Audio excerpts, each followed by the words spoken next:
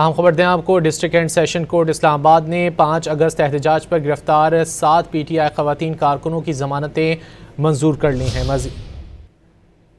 आपको बता रहे हैं, district and session court Islamabad ने 5 अगस्त एहतजाज पर गिरफ्तार 7 PTI खवातीन कारकुनान की जमानतें मंजूर कर ली हैं। PTI खवातीन वर्कर्स पर थाना लूही भीर में मुकदमा दर्ज है। District and session court Islamabad ने महफूज फैसला सुनाया है। 5 अगस्त एहतजाज पर गिरफ्तार 7 PTI खवातीन की जमानतें मंजूर कर ली गई हैं।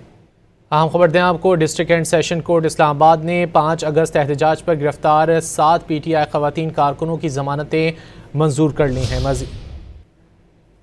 आपको बता रहे हैं, district and session court Islamabad ने 5 अगस्त एहतजाज पर गिरफ्तार 7 PTI खवातीन कारकुनान की जमानतें मंजूर कर ली हैं। PTI खवातीन वर्कर्स पर थाना लूही भीर में मुकदमा दर्ज है। District and session court Islamabad ने महफूज फैसला सुनाया है। 5 अगस्त एहतजाज पर गिरफ्तार 7 PTI खवातीन की जमानतें मंजूर कर ली गई हैं।